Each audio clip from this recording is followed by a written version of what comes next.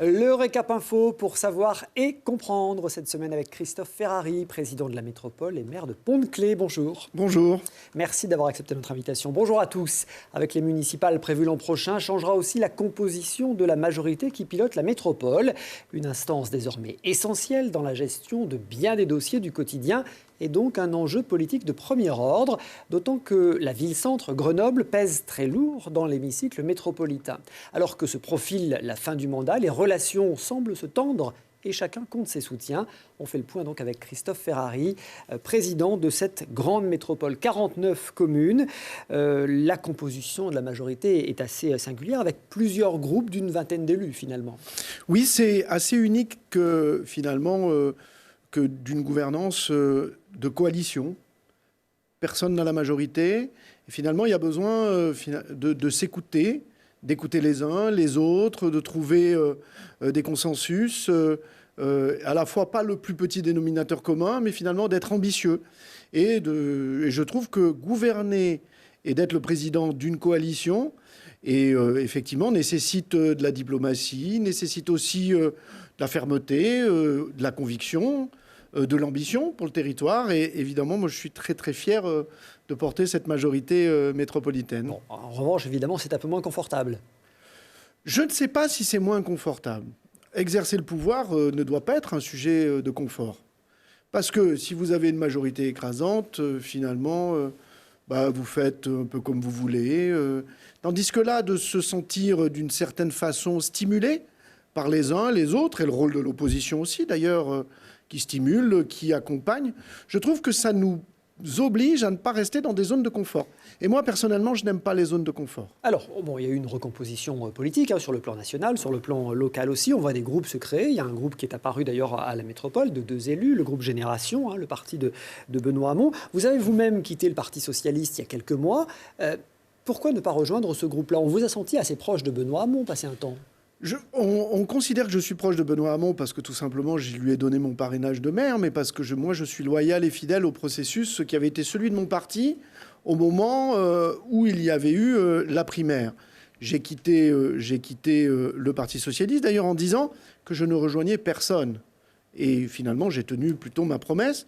Donc lorsque Benoît Hamon est venu, il y a quelques semaines de cela, dans le cadre de la campagne européenne, j'ai eu plaisir de discuter avec lui et d'échanger. Je l'ai aussi, comme d'autres, au téléphone pour discuter d'un certain nombre de sujets. Mais ça ne veut pas dire pour autant que je suis membre de Génération. Et est-ce que c'est pas un problème de ne pas avoir, d'étiquette identifiée à quelques mois des municipales? Je ne suis pas sûr que ce soit l'aspiration des Français d'être aujourd'hui finalement en grand soutien des partis politiques. C'est regrettable sans doute, parce que ce sont bien les partis politiques qui font la démocratie, mais c'est une réalité. En fait, ce que je vis n'est finalement pas si loin de ce que vivent beaucoup de nos concitoyens. Moi, je suis de gauche, je suis de sensibilité de gauche. Voilà, c'est ma conviction, mes convictions. Et ça n'empêche pas de discuter avec les élus de droite, les élus En Marche, en tout cas au moins pour écouter, pour construire des choses. Vous savez, pour rejoindre une majorité, on sait qu'on appelle à ce grand rassemblement, cet arc de rassemblement entre la gauche libérale et... vous pourriez rejoindre une majorité avec, par exemple, le groupe En Marche? Moi, je ne suis pas dans la majorité présidentielle aujourd'hui, très clairement, et tout le monde le sait, je l'ai dit, je l'ai exprimé, donc là-dessus, moi, j'ai pas de difficulté. Moi, je fais beaucoup de travail pour rassembler aujourd'hui la gauche, toutes ces sensibilités, et elle est nécessaire, en tout cas, d'être rassemblée au plan local. Donc, je travaille à ça. C'est facile? Non, c'est pas facile. D'ailleurs, regarder nationalement comme c'est difficile. Je considère que localement, ça devrait l'être plus, parce que nous sommes à la manœuvre. On peut toujours reprocher nationalement aux leaders nationaux de ne pas être dans une dynamique de rassemblement. C'est plus compliqué de ne pas le faire au niveau local. C'est pour ça que je pousse au rassemblement dans les communes, tout simplement, pour que se constituent des majorités. Ceci dit, on l'a vu aux européennes, tout le monde est d'accord pour le rassemblement, mais quand il s'agit de le faire, c'est plus compliqué. C'est vrai. La République En Marche, j'en parlais, on sait que la REM a fait de Grenoble et de la métropole un de ses objectifs pour les prochaines municipales. Ça vous inspire quoi? J'entends effectivement la République En Marche évoquer, j'évoquerai que le sujet de la métropole, finalement sa volonté de prendre la métropole. C'est comme ça que ça a été exprimé à un moment donné. Moi, je n'ai pas... Ça conclut à évoquer aussi Grenoble, puisque qui prend Grenoble prend la métropole, globalement. Jusqu'à ce jour, aucun maire de Grenoble n'a présidé la métropole. C'est pas pour rien, c'est que c'est une spécificité de ce territoire. C'est qu'il y a une réalité, finalement, même d'ailleurs avec l'évolution du nombre de sièges qu'aura Grenoble demain. C'est une réalité historique. Moi, je n'ai jamais entendu La République En Marche exprimer de critiques sur, finalement, ce qu'était l'action de la métropole. Ou alors peut-être je les ai loupés. Mais j'aimerais bien l'entendre, parce que moi, ce qui m'intéresse de comprendre, c'est le fond des sujets. Ce n'est pas des sujets d'étiquette, des sujets de groupe, des sujets de petites popotes, quoi, en fait, que, là, encore une fois, les citoyens ne supportent pas. Moi, ce que j'ai envie d'entendre, c'est est-ce que, finalement, les dynamiques métropolitaines qui sont engagées aujourd'hui sur ce territoire depuis 2014 sont-elles à prolonger ? Sont-elles à amplifier ? Est-ce qu'elles sont plutôt positives ? Est-ce qu'elles sont négatives ? J'ai besoin d'entendre de façon assez objective, finalement, la critique des uns et des autres. Parce que tout le monde devra porter le bilan, en tout cas la majorité. Tous les groupes de la majorité devront porter le bilan métropolitain. La campagne passera par là, et je pense qu'on aura la liste des positionnements de chacun.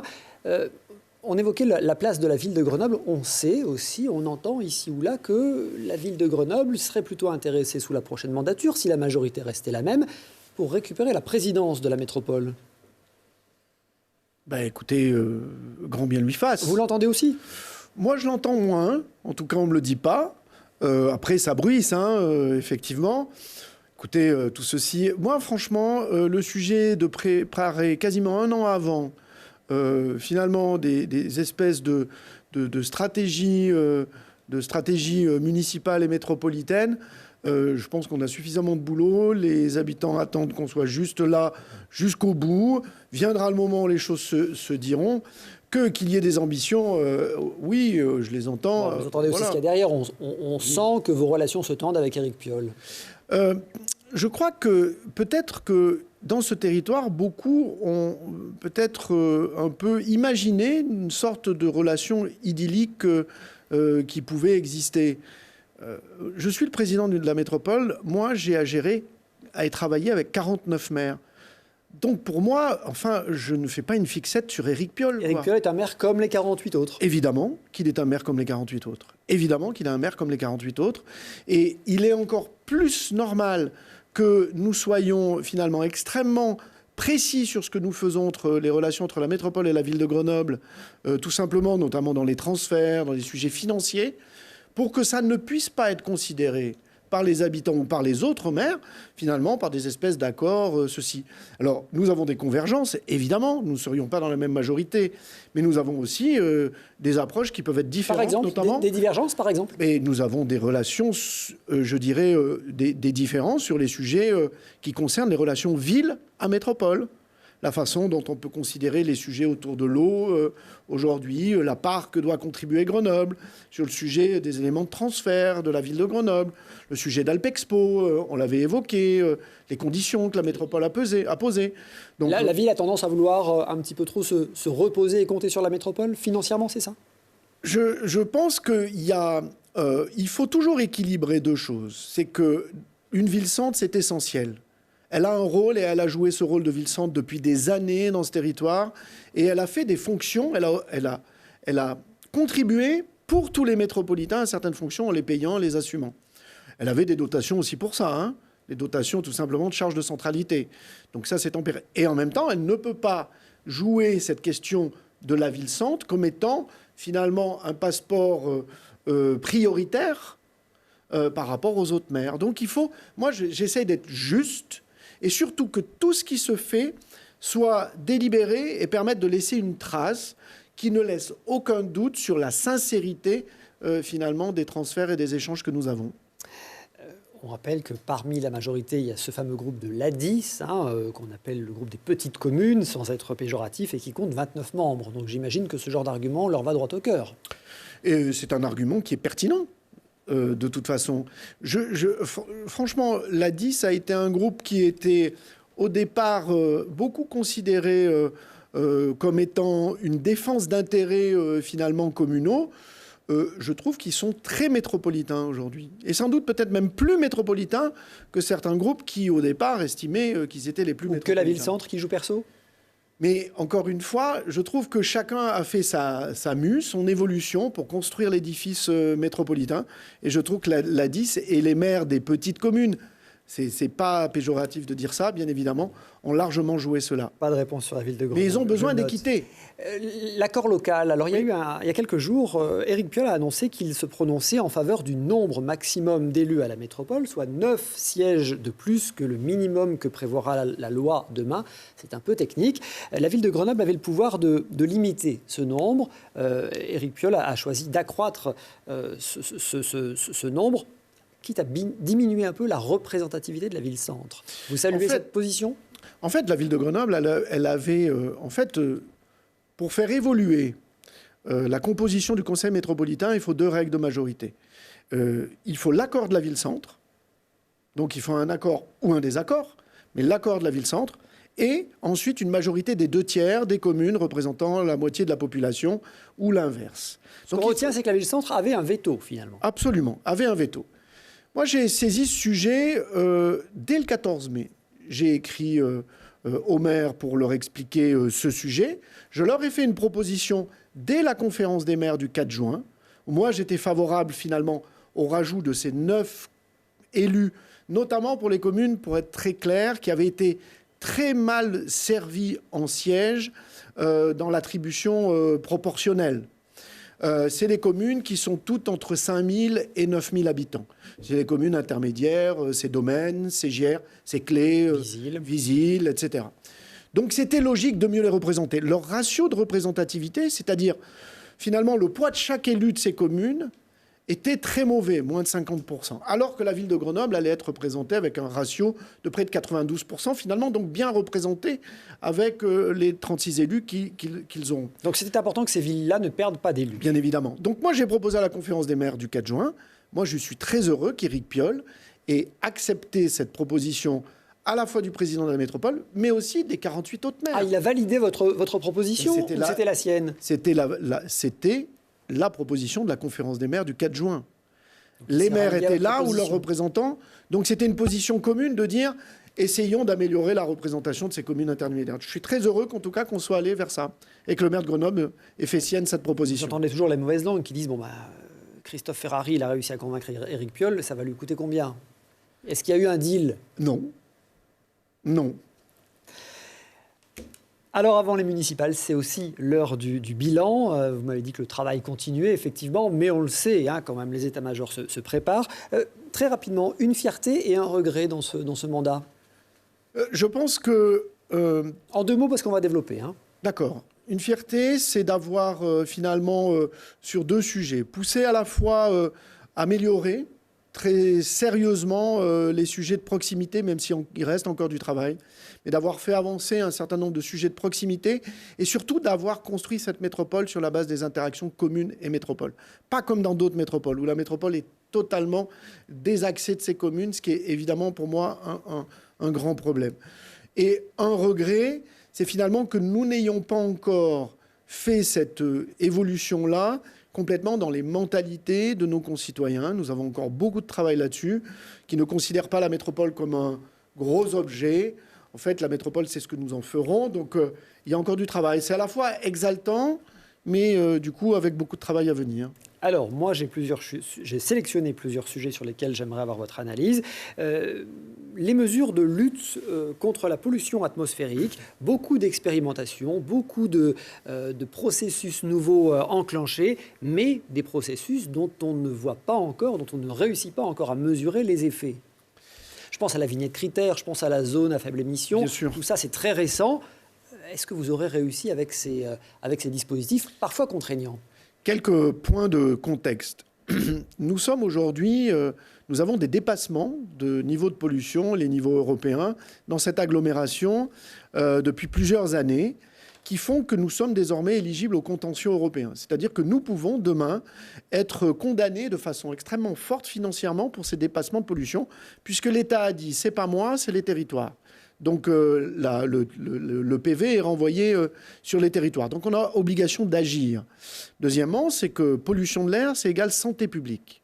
114 décès sont aujourd'hui assurés par la pollution atmosphérique dans cette agglomération. Chaque année. Chaque année, 48 000 en France. Donc c'est plus que les accidents de la route. C'est donc un vrai sujet collectif. Et puis enfin, c'est un sujet d'attractivité du territoire. Aujourd'hui, vous avez des entreprises qui vous disent « Mais moi, j'ai des collaborateurs qui ne veulent pas venir dans l'agglomération parce que trop de pollution de l'air, les enfants bronchiolites, on voit les entrées au CHU l'hiver quand vous avez des gros épisodes de pollution. » Donc on a un vrai sujet qui n'est pas qu'un sujet écologique, écologiste ou je ne sais quoi. C'est un vrai sujet commun, collectif. Donc on attaque sur tous les champs. C'est le champ, évidemment, du chauffage individuel au bois, avec l'aide à la conversion. On a revu les aides pour accentuer... La primaire bois, est un succès. Hein. Qui est un succès, qui fonctionne bien, qui s'accélère parce qu'on a augmenté l'aide. Et puis, c'est la vignette critère. Nous étions finalement expérimentateurs. Aujourd'hui, toute la France utilise cette vignette. On nous avait beaucoup critiqué d'être finalement en amont. Et finalement, on avait eu raison d'être en amont. On a testé. On avait un protocole qui permet de mobiliser tous les acteurs au moment des pics de pollution. Et puis, on a la zone à faible émission. Zone à faible émission, 10 communes sont parties, dont la ville de Grenoble, hein, qui n'est pas un sujet que de la ville-centre, mais 10 communes qui vont être rejointes par 18 autres en février 2020. 28, mesurons que toute sensibilité politique, on n'a aujourd'hui finalement jamais autant fait progresser l'idée même que la pollution atmosphérique est un vrai sujet politique sur lequel il fallait trouver des réponses. Des réponses, mais on ne sait pas si elles ont marché, ces réponses. Est-ce que c'est pas ça le problème, finalement ? Les simulations, et oui, mais les simulations nous disent, et c'est plutôt des modèles qui fonctionnent pas trop mal, c'est Atmo Auvergne-Rhône-Alpes, qui, leurs modèles sont fiabilisés d'année après année, nous disent qu'à l'horizon 2026, toutes les communes de la métropole, et pas simplement les 28 qui ont été dans la dynamique, n'auront plus de pic de pollution. N'auront plus de pic de pollution, et nous ne serons plus au contentieux européen. Tout le monde respirera un air dont désormais les valeurs ne seront pas au-dessus des normes européennes. Ça veut donc dire que c'est positif. Après, il y a des normes OMS, l'Office de la santé, etc., où là, il y aura sans doute encore des progrès à faire à l'avenir. La primaire bois, vous en avez parlé, on n'y revient pas, un grand succès. Récemment, il y a eu aussi cette application Métro Soleil, un outil de simulation, en gros, en ligne pour celles et ceux qui souhaitent installer des panneaux photovoltaïques. On se dit c'est plutôt assez vertueux, mais c'est finalement qu'une application. Est-ce que c'est très proactif ? C'est très proactif, parce que vous voyez qu'en fait, derrière chaque politique, la métropole met toujours des outils à disposition.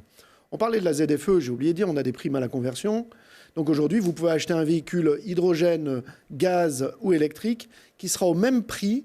Et on parle d'une ZFE pour les poids lourds. Et les utilitaires. Et les utilitaires légers. Diesel, les plus Donc ça veut dire que les artisans et les entreprises, on les aide pour permettre de changer. Donc ça, c'est nouveau et ça cumule les aides de l'État. Donc ça, c'est original et ça fonctionne.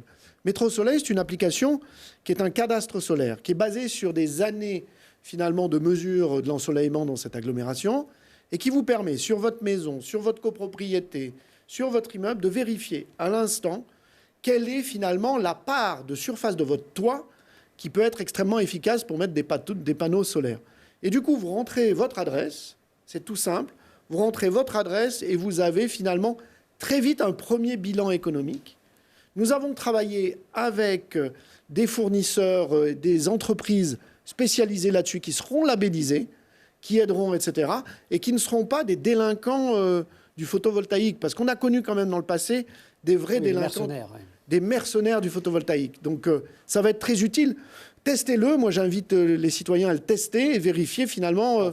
Une fois qu'on sait que son toit est apte à accueillir des panneaux photovoltaïques, encore faut-il après payer l'installation. Et c'est là oui, mais un deuxième frein. Et on vous fait en même temps, on vous calcule en combien de temps vous arrivez à le rentabiliser, quelles seront vos aides, etc. S'il vaut mieux que vous vendiez votre électricité plutôt que vous autoconsommiez, c'est tout cela. Allez, dans le bilan, il y a également évidemment la question des déplacements. Quelques zooms. La 480, les travaux de la 480.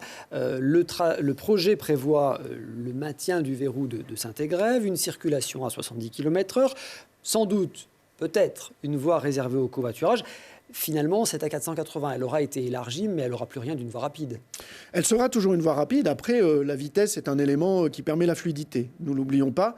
Et ce n'est pas simplement là un dogme de la vitesse qui a été posé. C'est finalement comment on arrive à la fois conjuguer la fluidité, l'amélioration de la fluidité. Je rappelle qu'entre Saint-Égrève et Clé, nous serons, normalement, c'est 35 minutes dans les mauvais moments. Nous tomberons à 12 minutes. Ça, c'est un engagement sûr, vous signez là. C'est l'engagement d'AREA. C'est l'engagement d'AREA. Bon, parce que concilier l'apaisement et la fluidité, moi, c'est un peu du en même temps. Hein. L'apaisement, il est sur la partie la vitesse, elle est sur la partie centrale, c'est-à-dire là où vous avez le plus d'habitations. On doit aussi penser aux habitants qui seront à proximité, à la pollution de l'air. On passe de 900 mètres à 6 km de protection phonique.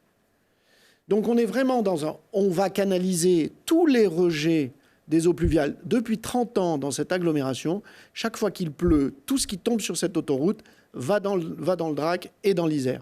Aujourd'hui, c'est l'essentiel d'ailleurs du coût des travaux, hein, qu'on soit clair. Donc la FRAPNA, c'est pas de quoi elle parle quand elle dit que les mesures environnementales... Moi, je ne porte pas de anticipées. jugement. Ce que je vois, c'est qu'en tout cas, elle a porté un recours, un référé sur le sujet des arbres. Nous plantons 50 000 arbres. Et ça ne va pas être un alignement de pépinières comme vous pouvez trouver sur les pépiniéristes de l'agglomération. Les forêts alluviales vont être reconstituées. Etc.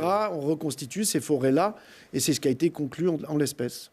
Un mot sur les travaux quand même qui vont être très perturbants, qui le sont déjà, mais c'est a priori que la partie émergée de l'iceberg. Est-ce que toutes les incidences sur le trafic ont été étudiées et anticipées, je pense notamment pour dévier les flux et mettre en place des dispositifs alternatifs de déplacement, je pense au transport en commun. Est-ce qu'on a fait ce travail-là ? Alors il y a eu du travail. Lorsqu'on va être amené à toucher des infrastructures lourdes, des ponts, notamment où il y a des voies de tramway qui passent, évidemment, là, ça va encore plus profondément modifier les choses. Après, nous sommes dans une phase travaux en ce moment. Hein. Ça n'améliore pas forcément la fluidité, mais ça ne finalement la dégrade pas non plus autant que ça. Il y a un vrai expertise en matière de travaux de la part des opérateurs, que ça soit à 480 et demain le Rondeau. L'inquiétude, c'est le Rondeau quand même. Ça va être un gros sujet. Mais là, en termes d'amélioration, séparation des flux, plus d'entrecroisement...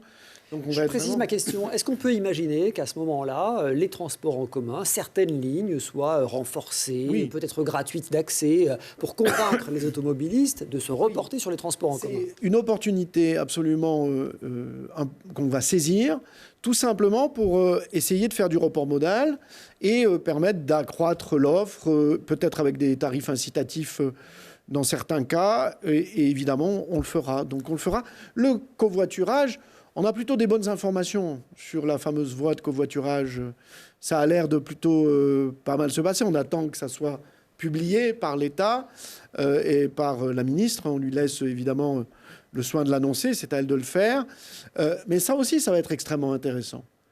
Justement, vous savez qu'il suffit de passer d'un taux de 1,04 d'occupation par voiture à 1,3 pour que nous ayons 5000 véhicules en moins à l'intérieur de nos voiries urbaines, pour qu'on n'ait plus aucun bouchon. Je parlais des regrets. Tout à l'heure, je vous posais la question. Est-ce qu'il n'y a pas le regret sur la question du transport par câble ? En début de ce mandat, quand vous êtes arrivé, il y avait un projet entre Fontaine et le Vercors qui est tombé à l'eau. Il y a de nouveau un projet, cette fois entre Saint-Martin-le-Vinou et Fontaine, via la presqu'île. Mais enfin... Durant ce mandat, rien n'aura été fait. Nous allons délibérer d'ici la fin de l'année ou début d'année prochaine sur le transport par câble entre Fontaine. Mais ça aura pris 6 ans. Oui, le transport par câble n'est pas un sujet anodin. Hein. Vous passez ce que vous survolez, etc. C'est loin d'être un sujet simple. C'est d'ailleurs pour cela qu'il a été qu'il n'a pas pu aller au bout sur la question sur le Vercors. Vous avez un temps, finalement, de concertation, un temps d'information qui est nécessaire. En tout cas, celui-là, il se fera. Et nous allons prendre la décision avant la fin de ce mandat, de façon à ce que les choses soient irréversibles. Mise en service en 2023, vous maintenez. C'est ça, exactement.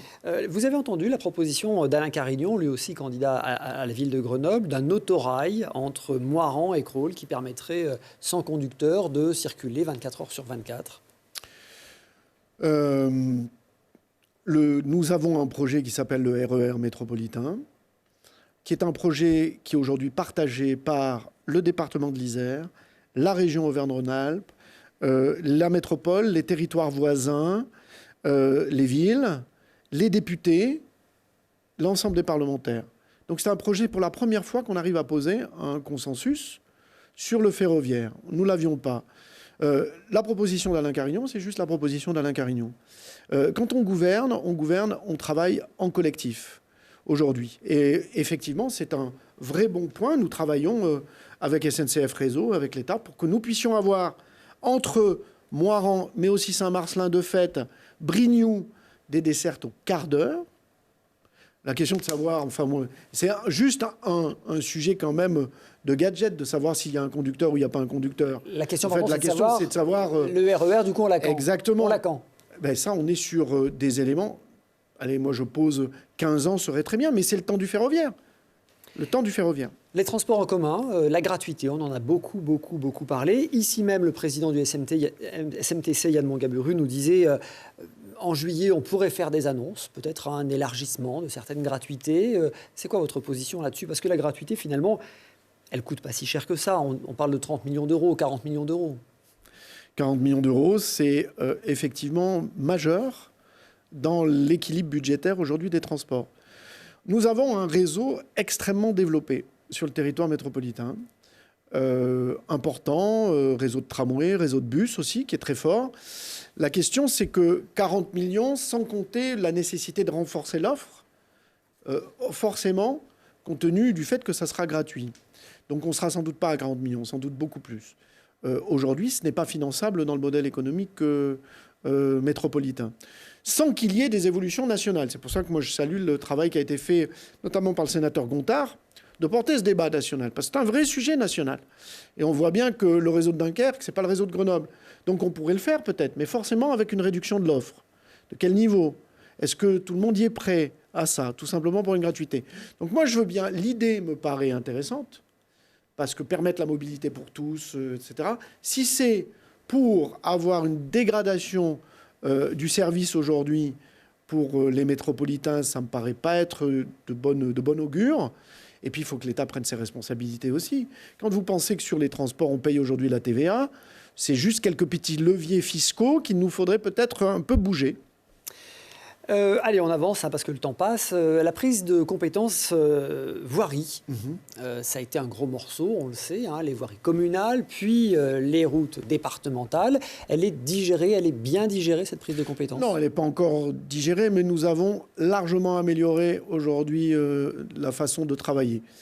En fait, c'est là où la construction métropole commune, elle a du sens. C'est-à-dire qu'elle garde la proximité, finalement, cette espèce de GPS fin que possèdent les communes dans la connaissance de tout simplement des voiries, et puis la puissance de feu métropolitaine.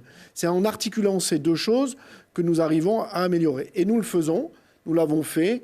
Les choses s'améliorent très largement, elles continueront à le faire. Nous avons besoin des citoyens désormais, aussi eux-mêmes, directement en lien avec la métropole, pour nous signaler, là, vous avez ceci dans la chaussée, un panneau qui ne va pas. Parce qu'on a besoin de cette expertise de service public que chaque citoyen peut apporter. On l'expliquera sans doute sur tout simplement la plateforme participation. Mais je crois que nous améliorons tout simplement parce que nous avons pris connaissance collectivement de ce qu'est notre réseau. Donc il y a une marge de progression. Oui. Après, n'oublions toujours pas qu'au départ, les communes mettaient 30 millions dans la voirie, a été transféré 15 millions. Donc on ne peut pas faire autant avec moins. Alors on optimise, la métropole met de l'argent aussi dans la compétence voirie en plus, mais il fallait toujours avoir ça en tête. Autre compétence prise par la métropole, l'urbanisme, avec d'ici la fin de l'année l'adoption d'un plan local d'urbanisme intercommunal, et une notion qui a beaucoup de mal à passer auprès de la population, cette notion de densification de l'habitat. La densification de l'habitat, ce n'est pas une lubie des élus métropolitains, quelle que soit leur sensibilité politique. C'est des éléments de la loi, c'est des éléments du Grenelle, c'est des éléments qui sont partagés aujourd'hui par toutes les métropoles de France, par toutes les intercommunalités, et voire même aussi à l'étranger. En fait, la conception que nous devons avoir en tête, c'est qu'on ne peut plus émietter. On ne peut plus émietter, faire de l'urbanisation qui part un peu je dirais, très loin, parce qu'on augmente les transports, on augmente les émissions de CO2, on éloigne les gens de leur zone de travail, etc. Donc, et on gaspille le foncier. Et on gaspille le foncier. Le foncier agricole est cher, et le foncier agricole notamment. Donc on a besoin, nous on a sanctuarisé le foncier agricole. C'est quand même quelque chose d'absolument nouveau dans ce territoire, de dire nous voulons garder notre foncier agricole et nous voulons même en créer de plus, c'est-à-dire rendre à l'agriculture des fonciers qui étaient urbanisables, ce qui a fait des drames dans certaines communes, parce que vous aviez un foncier urbanisable, oui, il est agricole demain, la valeur n'est plus la même. Les maires, je salue d'ailleurs leur courage là-dessus, d'avoir finalement tenu cette ambition. On a sanctuarisé aussi le foncier économique. Quand je suis arrivé comme président, nous avions 4 hectares de foncier disponible pour l'économie. 4 hectares, c'est rien. Vous faites rien avec ça. Aujourd'hui, on en a plus de 70. On a près de 30 grands projets d'aménagement, parce qu'on a besoin d'avoir des fonciers qui permettent l'accueil économique. On doit densifier demain, dans les zones économiques, les boîtes à chaussures telles qu'elles sont aujourd'hui, c'était hier, il nous faudra penser à autre chose. Il faut monter en hauteur, tout simplement pour gagner de la surface. C'est le sujet de gagner de la surface. Et la densification en ville doit se faire, et dans les communes. Densification ne veut pas dire non plus une forme d'urbanisation non maîtrisée. Nous devons faire progresser la nature en ville, les formes urbaines doivent changer, on doit avoir un esthétique urbain qui soit beaucoup plus adapté. Donc c'est tout cela qu'il faut travailler. Un mot sur l'aire de grand passage des gens du voyage. La dernière fois qu'on s'est vu ici même, c'était à la rentrée de septembre, vous m'avez dit, à l'été 2019, l'aire de grand passage à côté d'Aquapole ouvrira. J'ai l'impression que les travaux n'ont pas commencé. Les travaux ont commencé. Non pas pour sa réalisation, mais parce que sur l'aire de grand passage, vous aviez non pas un terrain qui était plat, magnifique, mais qui était occupé par des carriers. Et vous savez que les carriers, ils ont plutôt une habitude et un plaisir à faire des tas de cailloux. Et c'était plus que des monticules, c'était presque des montagnes. Donc il a fallu des terrils, exactement. Et comme on veut conserver l'activité des carriers dans cette métropole, parce qu'on a besoin de matériaux pour pas qu'on aille les chercher très loin, pour encore une fois générer de la pollution, mettre des camions sur les routes, etc., on a essayé de trouver des fonciers qui accepteraient les carriers. On en a trouvé, plutôt à Pont-de-Clé d'ailleurs. Et ce qui a permis de débloquer, alors, le temps de racheter les terrains à l'État. Ceci a pris du temps, on avait une déclaration d'utilité publique. Ça a été trop long pour moi, bien évidemment, mais les discussions que j'ai avec le préfet font que nous voulons avoir en tout cas un terrain provisoire qui permette d'accueillir l'année prochaine le futur passage de façon très claire. Aujourd'hui, on a un processus qui est irréversible là-dessus. La reprise d'Alpexpo par la région, Laurent Wauquiez qui vole au secours de Grenoble, c'est plutôt croustillant. Moi, j'ai eu à cœur, dans ce mandat, de respecter finalement ce qu'est l'esprit de la loi. L'esprit de la loi dit quoi? Il y a 2 acteurs en matière de compétences, en matière de développement économique, d'attractivité. C'est la région et la métropole. Donc, Alpexpo, qui était propriété de la ville de Grenoble, a été transféré à la métropole. Ça, c'est logique. Et ensuite, moi, j'aurais très bien pu dire, on ne fait rien avec la région, mais c'était finalement contraire à ce qui est l'esprit de la compétence développement économique. Donc, il était logique que nous trouvions un accord avec la région, qui souhaitait s'impliquer beaucoup plus dans ce sujet-là. Après, on est sur un bon équilibre. La région est majoritaire au sein de la société publique locale, la SPL, mais la propriété, c'est la métropole. Et c'est bien la métropole qui conduit la délégation de services publics. Donc, vous voyez qu'on est dans un équilibre qui permet finalement à chacun de se respecter. C'est ce que nous avons trouvé. Et ce qui fait progresser le territoire. C'est un accord qui fait progresser la métropole. L'Alpexpo sera demain le centre des congrès de l'arc alpin. Et croyez-moi, cette nouvelle n'a pas enchanté... Chambéry et Aix-les-Bains nous laissent faire, mais... Je peux vous assurer que cette nouvelle n'a pas enchanté Chambéry, Aix-les-Bains et tout le sillon alpin jusqu'à Annecy. La fusion Actis Grenoble Habitat, c'est un sujet d'actualité majeure. Alors, ce sont 2 bailleurs sociaux, Actis, présidé par Éric Piolle, Grenoble Habitat, présidé par une de ses élus très proches, Maryvonne Boileau. C'est assez compliqué à comprendre. Pourquoi marier ces 2 bailleurs sociaux? Alors, pour dégager des marges financières, j'ai bien compris. Mais enfin, on a quand même l'impression, là aussi, que Grenoble va se faire une trésorerie assez facilement avec ces rapprochements. Partons du départ. Il y a eu la loi de finances qui a mis à mal l'ensemble des bailleurs sociaux de ce pays. Réduction, réforme des APL, etc. Perte de recettes pour les bailleurs. Une vraie difficulté pour eux. Donc ça a mis Actis dans une situation financière très compliquée, mais tous les autres bailleurs, SDH, OPAC, tout le monde y est passé. Deuxième chose, la loi Elan. La loi Elan, elle dit quoi? Elle invite au regroupement des bailleurs. Il faut avoir un stade qui soit de 12 000 logements pour pouvoir être un office public de l'habitat, un OPH, ce qui est aujourd'hui le cas d'Actis. Or, ce niveau de 12 000 va tomber, puisque ce que nous invite la loi, c'est soit être mangé par des gros et perdre notre souveraineté locale, la souveraineté des élus métropolitains, donc de la population, pour finalement se faire manger, absorber par des grands nationaux qui viennent ici non pas pour développer du logement, mais pour se faire des marges de manœuvre, eux, c'est sûr, c'est clair. Donc il fallait garder notre souveraineté et avoir finalement un opérateur local. Donc Actis ne pouvait pas tenir, puisqu'il s'est séparé de ses logements à Saint-Marcelin, ce qui est logique, il se reconcentre sur le territoire de la métropole grenobloise. Ceci est logique. Donc s'il ne peut pas rester, comment nous arrivons à trouver un opérateur demain qui permet de construire le logement social? Vous n'avez plus d'OPH, vous avez Grenoble Habitat qui est une société d'économie mixte. Donc l'idée, c'est que nous fabriquions un nouvel outil. Ce n'est pas la fusion de l'un, l'absorption de l'un. Moi, mon sujet, ce n'est pas ça. Avec au passage une augmentation de capital qui va coûter à la métropole.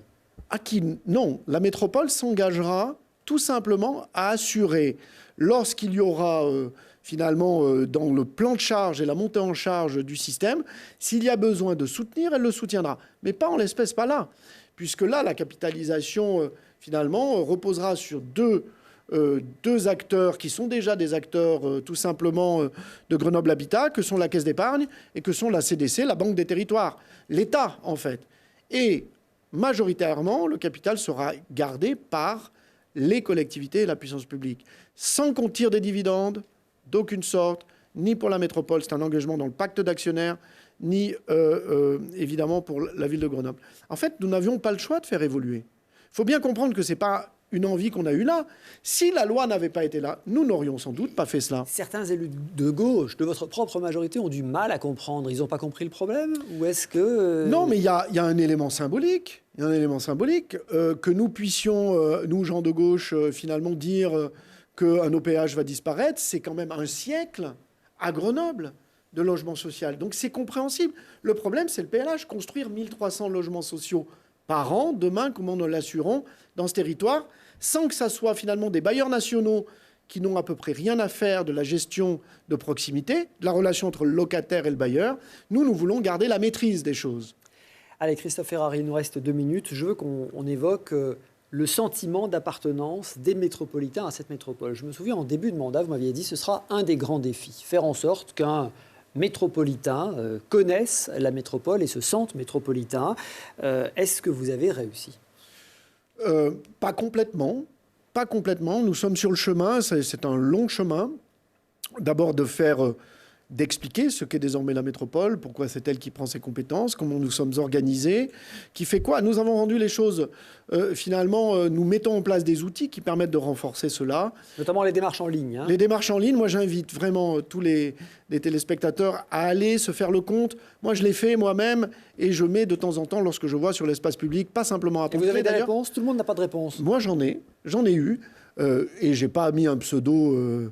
le compte, c'est pas Marcel Dupont. C'est pas Marcel Dupont. C'est pour ça que vous avez des réponses. C'est pas Christophe Reville, c'est pas Éric Piolle, c'est Christophe Ferrari qui a bien signé. Donc il n'y a pas de souci, c'est des éléments qui peuvent améliorer. Non, nous avons du chemin. Mais comme la métropole de Lyon, il y a 20 ans, qui s'est créée communauté urbaine, a mis du temps pour tout simplement créer ce sentiment. C'est un peu l'objectif de la marque Grenoble-Alpes que vous avez lancée avec des chefs d'entreprise? La marque Grenoble-Alpes, c'est de reprendre en main notre notoriété. Et de parler collectivement sans que ça soit la métropole qui soit en première ligne. La métropole et son président, les politiques, c'est donc un chef d'entreprise qui va parler pour le compte de tous. Et nous allons finalement essayer collectivement de stopper ce bashing du territoire. Parce que le bashing du territoire, en fait, il pourrit la vie de tout le territoire. Et globalement, en fait, le bashing, il était, sans être assumé, un bashing qui était plutôt dirigé sur notamment l'équipe municipale de Grenoble, mais comme les personnes n'avaient sans doute pas finalement ni le courage de le dire en franchise au maire de Grenoble, ont plutôt dit c'est le territoire, on bâchait le territoire. Donc un effet collatéral qui était... Un effet collatéral que nous ne pouvons plus accepter. En fait, nous, le sujet, les politiques, nous sommes là, c'est un passage. Mais le sujet, c'est qu'il y a des acteurs économiques, des acteurs sportifs, culturels. Et c'est le développement de notre territoire qui doit être la priorité. Mais dire arrêter le bashing, ça consiste aussi à tuer un petit peu toute contestation, non? Non, je ne crois pas. Ça n'empêchera pas d'avoir de la contestation. Mais ça permet toujours, par contre, de valoriser ce que nous faisons bien. Ça ne veut pas dire qu'on oublie ce que l'on fait mal. Hein. Merci Christopher Harry. Merci beaucoup. Merci à vous. Du Récap Info. Merci à tous de votre fidélité. Retrouvez-nous tout de suite sur Internet pour la question bonus à Christopher Harry. Et la semaine prochaine avec un nouvel invité pour un nouveau Récap Info.